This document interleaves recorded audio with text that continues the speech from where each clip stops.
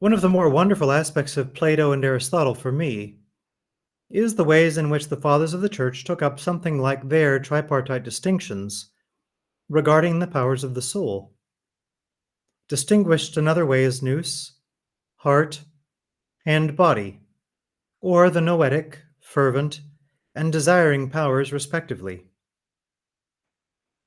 Especially in the Philokalia, this basic threefold holism which we are understood to be, as created in the image and likeness of God, is seen as essential to the very basics of Christian living. For the three cardinal spiritual practices of Christianity, fasting, prayer, and almsgiving, are prescribed as the cures, respectively, for body, nous, and heart. Perhaps my favorite writer of the Philokalia is the pithy, warm, and inimitable St. Thalassios the Libyan, who says, "Practice self-control, fasting, love, charity, and prayer." St. Maximus the Confessor furthermore explains that it is fasting which heals the body, prayer which heals the nous, and almsgiving, done of charity, which heals the heart. Especially dear to me is the cardiocentrism of Aristotle, so necessary as it is to Orthodox Christian spirituality, which, according to St. John Cassian and other Orthodox Church Fathers, takes the heart to be its final destination. Although naturally our Lord, his apostles, and the fathers of the Church perfect the Aristotelian view, converting it to an infinitely higher plane, valuing as they do theosis or deification above all else. This was explained par excellence by St. Athanasius the Great in his masterpiece on the Incarnation, which teaches us that God became man so that men might become God by grace. This is poignant for me geographically, in that my very neighborhood in Thessalonica is both the birthplace of European Christianity and the place where the torch of the pagan philosophers was passed on to the apostles of Christ. As the central teachers and arbiters of value and righteousness for European civilization. Not only is the site of the first divine liturgy served on European soil, in what was then the house of St. Jason, by the apostle St. Paul himself, but 700 meters from my front door. So too is the ancient Roman Forum, but 850 meters the other way down the hill. This ancient center of philosophical learning, creative expression, and commerce, in apostolic times, containing within its premises a brothel, slave market, massage parlor, napping area, public bath, grocery, and restaurants, was where Aristotle taught in our fair city on the Aegean, and precisely where St. Paul the Apostle to the Gentiles taught centuries later. It is not a mere abstract relatedness that pagan learning has to the superior Christian revelation, which both fulfills and obviates it. Rather, it was a precise and geographical representation of this transmission, this transference of the lesser into the greater, this subsuming of the truths discovered and outlined well by the ancient Greeks into the profoundly all-great edifice of Christian learning, our Lord himself being the great teacher and head cornerstone of his body, the Church. There is more in this Thessalonian geography lesson, chosen by God to be the very first of Europe's Christian cities, and the recipient of the first book written in the New Testament, 1 Thessalonians. Where Aristotle taught, near the seaside on the square now named for him, followed centuries later by St. Paul, at the Roman Forum, is downhill of St. Jason's house, the site of the first European divine liturgy, in which European man could, for the first time, be wedded eternally to God, in order that we might become God by grace.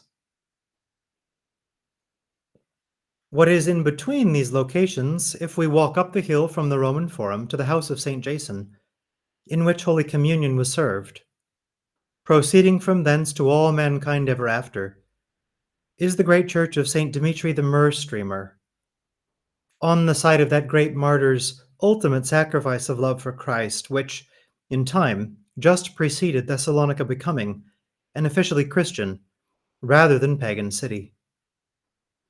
That is to say, if we would proceed from the teaching of Aristotle to hear and obey the apostolic preaching of St. Paul, that we may eventually partake bodily of Christ's own most holy and precious body and blood, to be joined to him in that heavenly bridal chamber, what we must pass is none other than martyrdom, be it a red, green, or white martyrdom, to use the language of the Philokalia. There is one Christian philosopher who is fully emblematic of both Christian perfection and of true philosophy. His name, as ordained by God, was Saint Philosopher, and he reposed in the Lord May 1st, in the middle of the 3rd century. St. John Chrysostom says of him, in a homily on Ephesians, "For what, tell me, is the duty of a philosopher? Is it not to despise both riches and glory? Is it not to despise both riches and glory? Is it not to be above both envy and every other passion?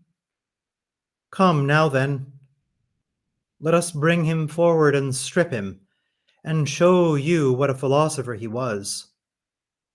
Such is the true philosopher.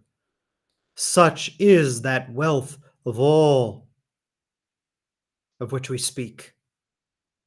He has nothing, and has all things.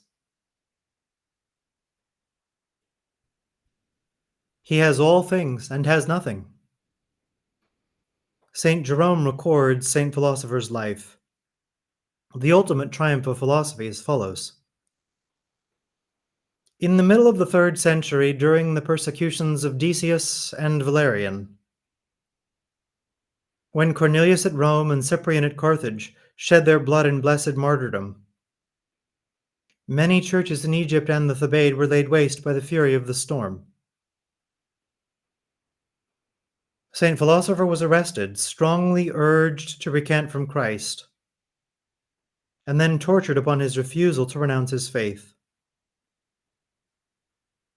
The martyr, loyal to Christ and steadfast in his faith through every torture, was then taken to some delightful pleasure gardens, and there, amid white lilies and blushing roses, close by a gently murmuring stream, while overhead the soft whisper of the wind played among the leaves of the trees, was laid upon a deep luxurious feather bed, and bound with fetters of sweet garlands to prevent his escape. When all had withdrawn from him, a harlot of great beauty drew near and began with voluptuous embrace to throw her arms around his neck, and, wicked even to relate, to handle his person, so that when once the lusts of the flesh were roused, she might accomplish her licentious purpose. What to do and where to turn the soldier of Christ knew not. Unconquered by torture, he was being overcome by pleasure. At last, with an inspiration from heaven, he bit off the end of his tongue and spat it in her face as she kissed him. Thus the sensations of lust were subdued by the intense pain that followed. The executioners, seeing the bravery and fearlessness of the saint, beheaded him with a sword. It is the life of Saint Philosopher, the lesson in authentically Christian philosophy, which demonstrates the proper and real nature of philosophy as distinct for Christians, and not merely more of that making of many books which has no end, and much study wearies the body, decried by the Old Testament sage. For wisdom himself, Christ our Lord and Master commands, "If any man will come after me, let him deny himself, and take up his cross, and follow me.